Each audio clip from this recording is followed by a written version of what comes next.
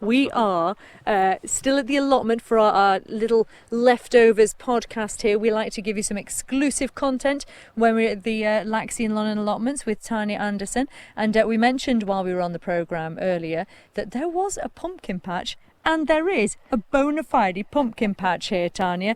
Tell us who has been growing these wonderful things. This is our chairman's plot. So this is Steve Ashton's plot. Steve, you're on the radio, or the podcast rather. And he always has a patch that looks like this every single year. Amazing pumpkins. Just standing here, I don't know what the varieties are, but I can spot probably about 10 of them. Yeah, there's some gorgeous pumpkins in here. And they're not that easy to get right, are they? You know, some people seem to have a knack with them. Pumpkins are one thing that I struggle with. A couple of years ago, I had an amazing crop, but this year, my pumpkins at home aren't doing so well. So I will enjoy this site with you as well. They're beautiful. They're gorgeous to watch. And I think whenever I see these, they are beautiful. A pumpkin patch is fantastic. It always makes me... There goes a rabbit, by the way, just zooming off down the path there. It always reminds me a bit of Snoopy, because there was always the pumpkin patch where Snoopy would sort of go out, and Charlie Brown, there'd be a pumpkin patch there. The one thing I would say, if you do go to some of the country shows, I go to Cronkervoddy because it's around my doorstep, but there are always the giant pumpkin competitions, really popular here. Yeah. Most of the guys and girls get in a specialist strain. I think there's one called Atlantic Giant, which grows, it's not necessarily good for the kitchen, but it grows to enormous proportions. Big Max as well. Big Max, Big Max is another one, yeah. I don't know that one. But again, that was the sort of thing you can sail across the Irish Sea on, make it into a coracle. I mean, you know what? I think actually someone did do that. I think you're right. From Wales, wasn't it?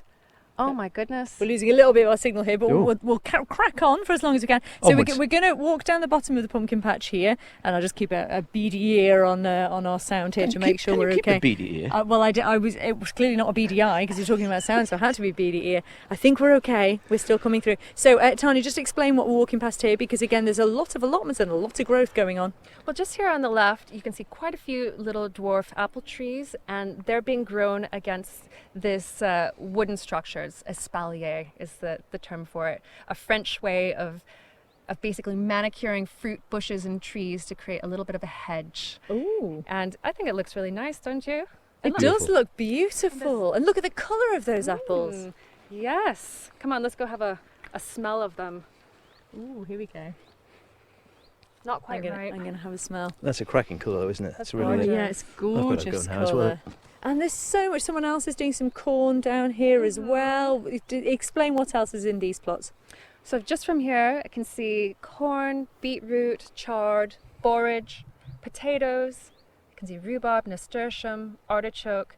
And you know what? There's quite a few things that are going to seed as well. But you know what? That's not always a bad thing, because some seed pods are edible, like radish seed pods. And also you can collect the seeds as well from a lot of these different plants. And it's good for wildlife, so when the flowers start blooming, it'll be good for the bees and the butterflies and other pollinators. And I tell you what, we were talking before about how it's a great joy, but it's always, sort of an old friend of mine used to say, it's a war out there in the veg patch, and that you're always competing with the bugs and the rabbits, as the case may be. And a case in point here, if you just look at this lovely apple you're looking at, you feel that one there, gently beautiful. You feel that next one, it's hollow. That one's been hollowed out by the wasps underneath there, and it's... Oh, yes. Yeah. The wasps have been really bad this year. Feel that, Christy? Oh, yeah. It's completely hollow. You say the wasps have been really bad. What happened within a few minutes of us being here today? Both of us were stung. Yeah. They've been absolutely ravaging my strawberries and the raspberries. And, you know, the thing is like there's not a whole lot you can do. Just net and try to pick as soon as things are ripe. And I noticed, speaking of picking or digging up or uprooting, they've been. I know I've been using all kinds of terminology today. I can see there's some onions that are drying out over there. Yes. So once you dig up your onions, you should let them dry out in the sun before you take them home to store. And right in front of us, they have a lovely crop of garlic, much better than my garlic this year, it has to be said.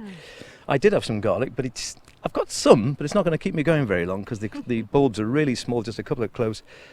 They look much better, not bad at all. Some really nice sized bulbs there. I got quite a decent haul of garlic, which I let dry out for a couple of days, and it's now home in the garage, and I'll be braiding that all together, keep it in the kitchen. It looks nice, and then you just gorgeous. cut one off as you go along through the winter. How long does it last for, garlic? It depends on the variety. There's soft neck and there's hard neck varieties. So mine tend to all be soft neck, so those are storers. The hard necks are the more gourmet types, but they don't last as long. But if my harvest this year will probably last all the way until early next summer. Oh, fantastic. So we're going to walk along. What are some of the things that are in the various plots that have really impressed you, Tanya, that people have managed to grow here? Well, there are, of course, the pumpkins, because pumpkins are one thing that I personally struggle with. So it's amazing seeing Steve's pumpkins, and also there's another plot over here who has some amazing pumpkins growing on their plot as well. But the thing that I love the most about our site is that everyone has a very eclectic stance with growing. You don't see the traditional rows and rows of leeks and parsnips and carrots and beetroot. What you see is more of kind of a permaculture planting. So people have a dwarf tree here, a rhubarb there, some beans here, but it's all interspersed with flowers and other things, and it looks beautiful. It's good for wildlife and ecology, but it's just that naturalistic planting that I think does very well, so you can get quite a lot out of it. I know permaculture is quite a popular thing on the island, which is great to hear, and of course with the biosphere status and everything as well, it's good for us here. And I'm looking over again at you said about the flowers, some beautiful flowers in between everything as well. I take it by the time we're next here in a month's time, oh, this will look so different, won't it? Yeah, well, it's kind of reached its peak right now, and from here on out it will be descending into middle age, let's just say. But there's other things that will start to bloom, so the dahlias will start to come on very soon, and other flowers, and then these apples, the ones that basically outlive the wasps, they'll be ready for picking in a month's time or so as well. So what have you been most inspired by today, Howard? What are you going to go home and start looking at? Well, I really like the look of those blueberries, because I've never seen blueberries over here before. I think I knew they did grow in these climates. I've never tried them. I've never seen them. They taste delicious. They look delicious. They're a sort of superfood at the moment, without a doubt. They're very good for you. I'd be quite inspired to have a crack with some of those. I really would. And maybe some corn again, you think? Oh, I have tried corn numerous times with virtually no success. A bit like you, I've had a few sort of measly cobs, but frankly, they were sort of mouse-sized. I want one I can really gnaw on.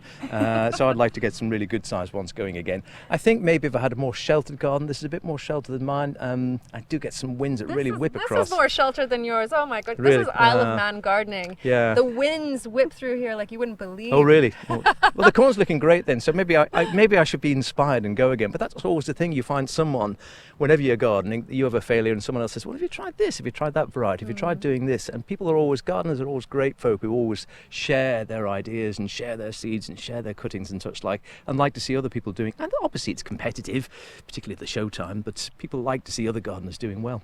They do, it's true, and we do wish all of you gardeners well with whatever you are growing out there. And if they want a bit of advice, where can they go for that, Tanya? Well, if they want to plot here at Laxey, they can of course find us on Facebook, and we have a website as well. We've got plenty of space here. And if you want to learn a little bit more about my allotment, I have a YouTube channel, so it's youtube.com/lovelygreens, and my website is lovelygreens.com.